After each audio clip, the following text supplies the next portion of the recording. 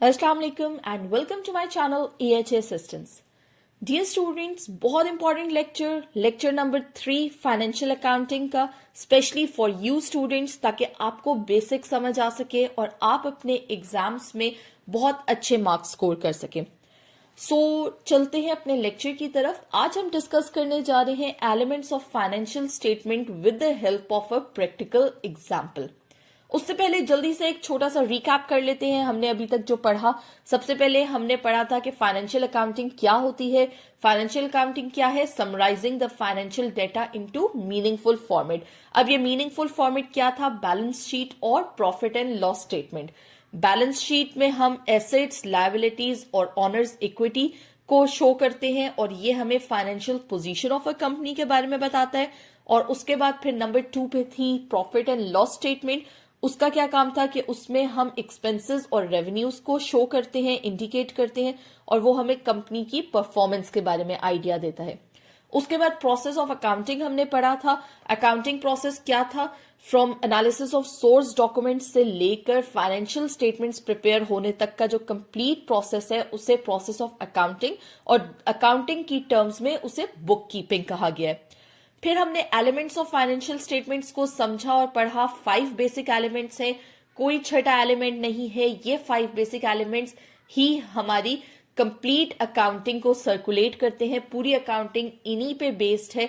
अगर आपको ये एलिमेंट समझ आ गए तो फिर आपको ना तो जर्नल एंट्रीज बनाना मुश्किल होगी, ना ट्रायल बैलेंस, ना लेजर्स। फिर मैंने आपको बताया था कि एसेट्स, लायबिलिटीज, ऑनर्स इक्विटी जो है वो 3 इंपॉर्टेंट एलिमेंट्स हैं जो कि बैलेंस शीट पे शो किए जाएंगे, और बाकी 2 हमारे प्रॉफिट एंड लॉस स्टेटमेंट पे। इनकी डेफिनेशंस को पढ़ा था, समझा था हमने। अब हम प्रैक्टिकल एग्जाम्पल की हेल्प से इन्हें मजीद समझते हैं। ठीक है। अब मैंने जैसे कि आपको बताया था कि फाइनेंशियल ट्रांजैक्शंस हो रही होती हैं रोजाना कंपनी में। ठीक है। बिल्स होते हैं, वाउचर्स होते हैं, डिफरेंट रसीदें होती हैं, यानी कि वो फाइनेंशियल डेटा को रिकॉर्ड किया जा रहा होता है। ठीक है। अब उसे रिकॉर्ड करने के बाद नेक्स्ट स्टेप क्या आ जाता है कि उसकी एंट्री की जाए। अब एंट्री करने के लिए हम बैलेंस शीट यूज कर रहे हैं। ठीक है। फाइनेंशियल स्टेटमेंट्स बना रहे हैं ना, उससे पहले बहुत सारी चीजें आती हैं, लेजर्स बनते हैं, ट्रायल बैलेंसेस बनते हैं, पर अभी हम बैलेंस शीट की हेल्प से मैं आपको एक्सप्लेन करूंगी कि किस तरह से आपका ये कंप्लीट प्रोसेस होता है। ठीक है। यानी कि recording, categorising, summarising data into meaningful format. Let's say कि आप एक सोल प्रोप्राइटरशिप बिजनेस है आपका। ठीक है। और उसके आप अकेले ऑनर हैं। अब आप एज्यूम कर लें कि आपने ये जो बिजनेस है ये 1 लाख रुपए से स्टार्ट किया है। 100,000 और 1 लाख से आपने ये स्टार्ट किया है। तो आपका कैपिटल क्या हो जाएगा? क्योंकि आप अकेले ऑनर हैं तो हम इसको कैपिटल कहेंगे।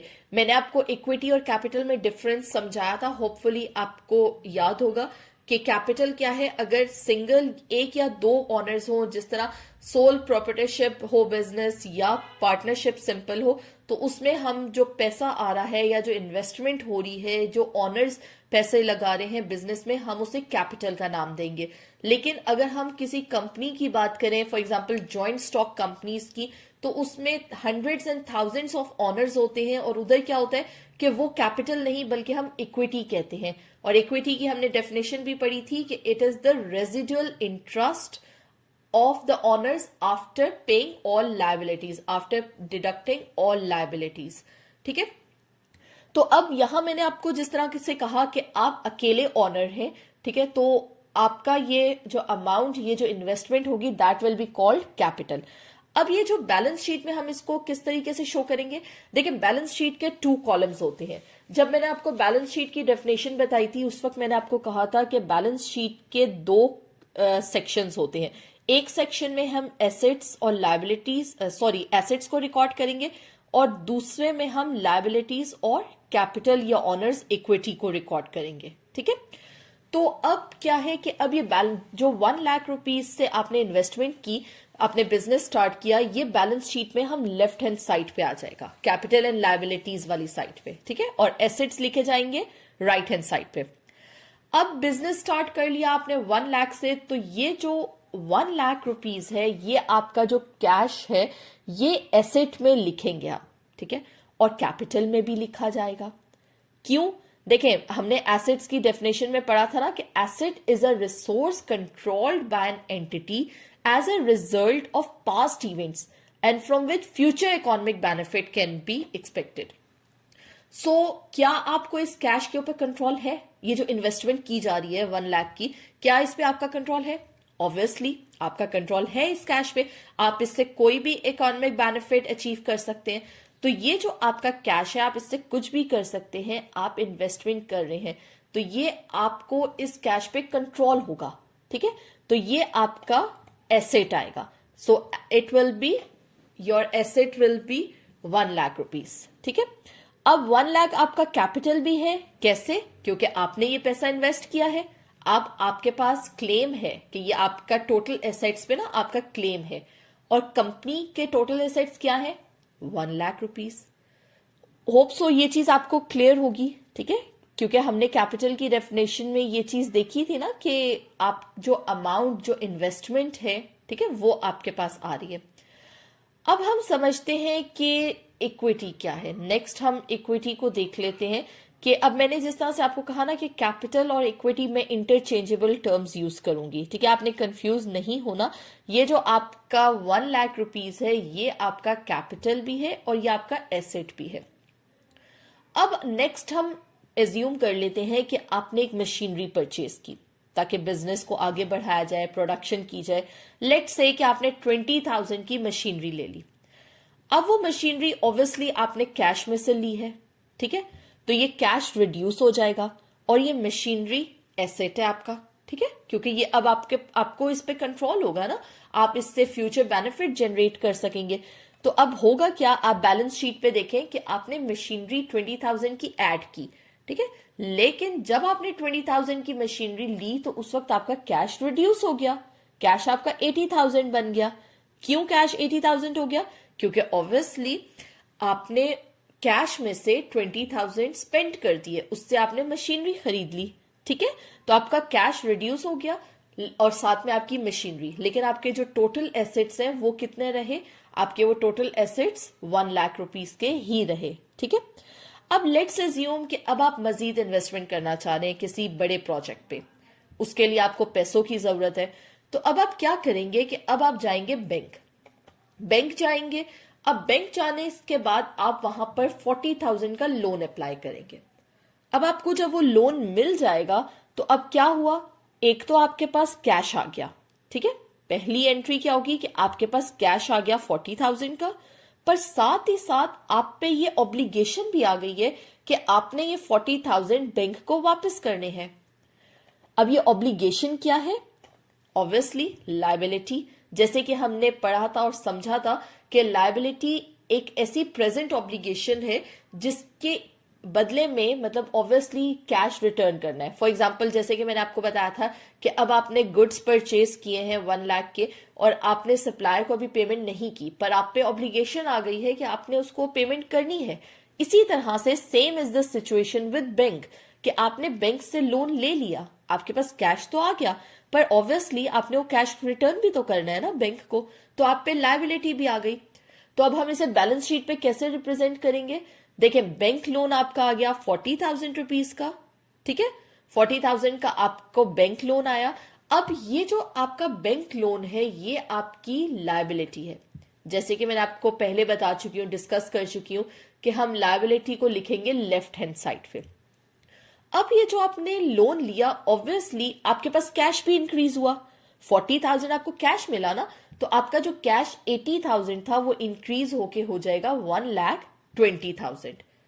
होपफुली आपको ये बात समझ आ रही होगी कि देखें, आपने जब एक लोन लिया है बैंक से तो आपने वो अमाउंट आपको कैश में ली है, तो आपका कैश इंक्रीज हो गया, लेकिन साथ ही साथ आप पे लायबिलिटी भी आ गई कि आपने वो 40,000 रिटर्न करने हैं। अब आप अगर नोटिस करें तो क्या हो रहा है कि पहले आपके पास कैपिटल था, ठीक है? अब आपका जो टोटल एसेट पे क्लेम है ना, वो ये लायबिलिटी के बाद होगा। यानी कि आपने 1 लाख रुपीज इन्वेस्ट किए थे, आपका पूरे उन 1 लाख पे क्लेम था क्योंकि वो आपका कैपिटल था, पर अब इसमें 40,000 लायबिलिटी आ गई, तो अब ये टोटल 1,40,000 बन गया, ठीक है?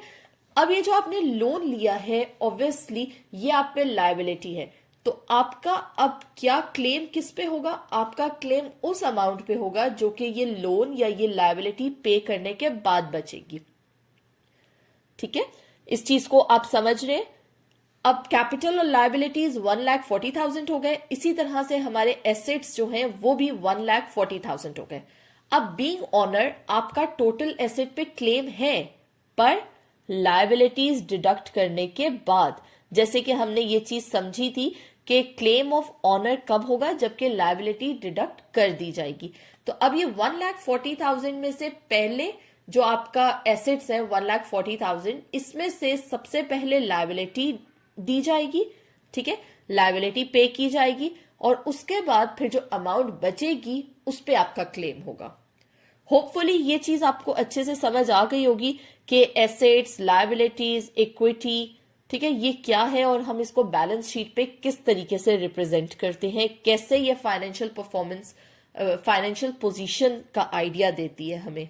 ठीक है, अब ऑब्वियसली देखें बैलेंस शीट से हमें पता लग रहा है ना कि एक जो कंपनी है उसके पास कितना कैश है, कितनी मशीनरी है, उसके पास कितना एसेट है। ठीक है, और दूसरी तरफ हमें यह भी पता लग रहा है कि उसकी लायबिलिटीज कितनी है या उसमें कितना कैपिटल है, इक्विटीज ऑनर। ठीक है, कैपिटल को हम यहाँ इक्विटीज ऑनर भी कहते हैं।